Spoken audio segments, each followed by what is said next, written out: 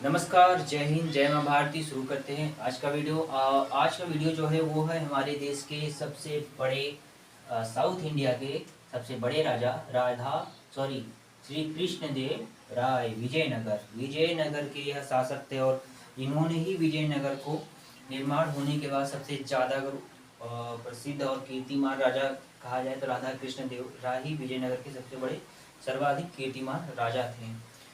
यह एक योद्धा थे, यह एक कवि थे और साथ में यह एक बहुत बड़े लेखक और कवियों के बहुत बड़ी संरचना मतलब पूरी अपनी मंत्रिमंडल में मतलब जो 8 जैसे कि पद मंत्रियों को दिया जाता है, जैसे कि कैबिनेट उनके पूरी कैबिनेट में बैठाने वाले जितने भी मंत्री थे वह सब के सब कवि और इतिहासकार और इतिहास के सबकी जानकारी व 8 रत्न उनके माने जाते थे।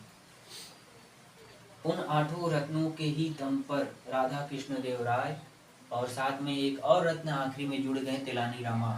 तेलानी भारत के प्राचीन इतिहास कारों मतलब उनसे भी पुराने जितने भी इतिहासकार थे उनके वंश की चरितावली मतलब एक पुस्तक लिखी थी वंश की चरितावली। वह बहुत ही बड़ी मात्रा में तेलुगु के महाकाव्य से मतलब तेलुगु भाषा से के साथ साथ संस्कृत में भी उसका अनुवाद और परिमाण मिलता रहता है। और इस बात को जान लीजिएगा साथ में कि प्रख्यात इतिहासकार तेजपाल सिंह धामा मतलब जो एक इतिहासकार थे, बहुत बड़े प्रख्यात इतिहासकार थे तेजपाल सिंह धामा। वह इनके मतलब राजा कृष्णदेव राय के जीवन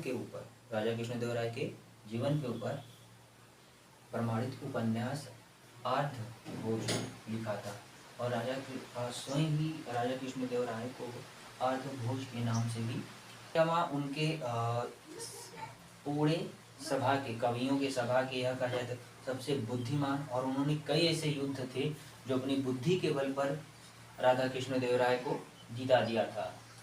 इनका जो शासन काल है राधा कृष्ण देव राय का वह 1511 से लेकर 1533 तक इनका पूरी विजयनगर पर शासन काल चला था।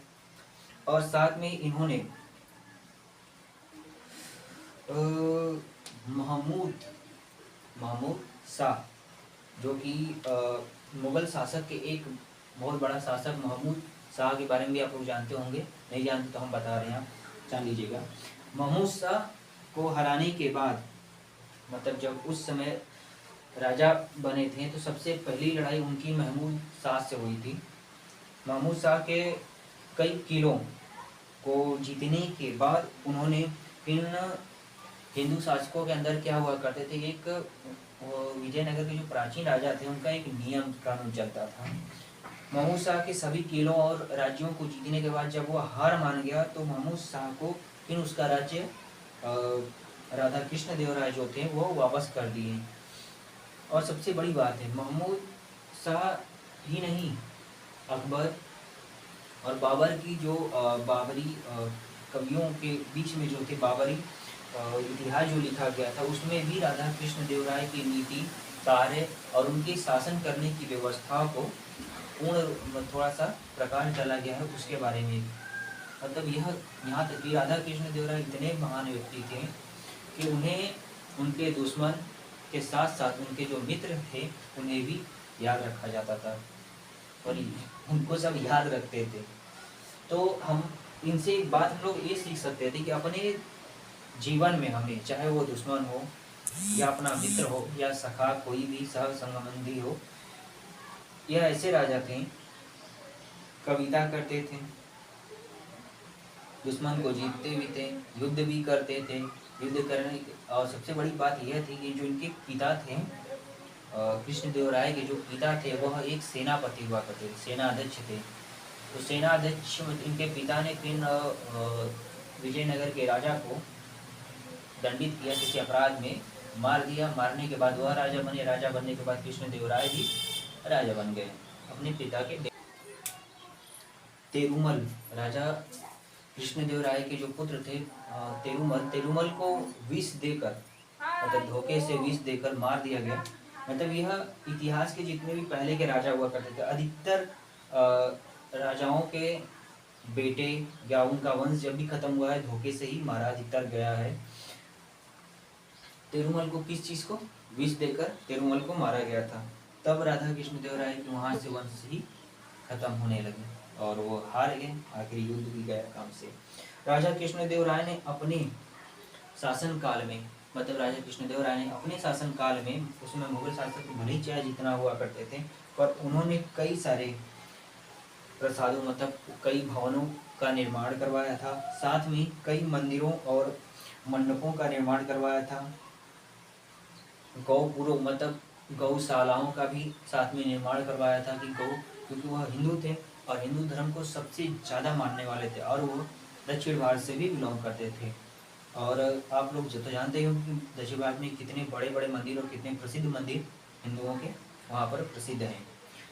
तो इनके साथ ही साथ उन्होंने धर्म, ज्ञान, एक वीरता का परिचय, कई मतलब साहित्य के साथ साथ जुड़े होते हुए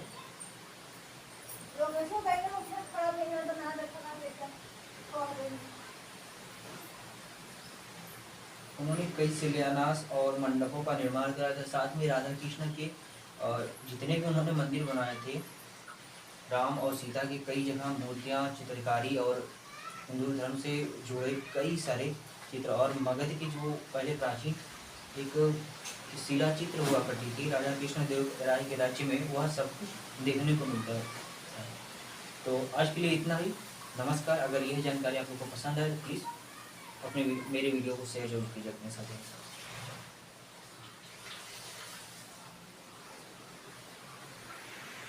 राय के गजपति सन 1519 में आखिरी युद्ध उन्होंने, गजपति जो आखिरी लड़ाई थी सन 1519 में, उन्होंने आखिरी लड़ाई 1519 में लड़ी थी गजपति से। गजपति से युद्ध करण हार गया जब गजपति, राधा कृष्ण देव राय से जब गजपति युद्ध हार गए तो कितने में, लेकिन हाँ ये डेट आखिरी युद्ध वाला डेट याद रखना जरूरी है यहाँ पर। सन 1519 ईस्वी में, सन 1500 ईस्वी में गजपति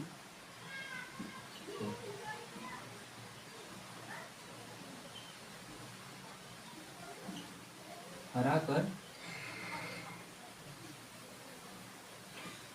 ठीक है, सन 1519 में गजपति को हरा कर, मतलब गजपति जब हार गए तब गजपति ने एक बुद्धि लगाई, मतलब जो पहले ये राजा लगाते थे, जैसे कि कई राजा, जैसे कि जोधा अकबर के जो पिता थे, अपने राज्य को हारने की वजह से जोधा के पिता ने अकबर से उनकी शादी करा दी। मतलब वह कहा जाए तो राजनीतिक विवाह, एक तरफ से कैसे करा जाता है, राजनीतिक विवाह। तो राजनीतिक विवाह हमारे भारत देश में कई बार हो चुके हैं, ये पहली गजपति ने विवाह नहीं करवाई थी उस समय। तो साथ में जब गजपति ने अपनी बेटी का विवाह करवा दिया, तो विवाह करवाने के बाद राजा कृष्णदेव राय ने विजयनगर में, मतलब उनके राज्यों को तो शामिल कर ही लिया था, फिर गजपति को उनके सभी राज्यों को वापस कर दिया गया था। राजा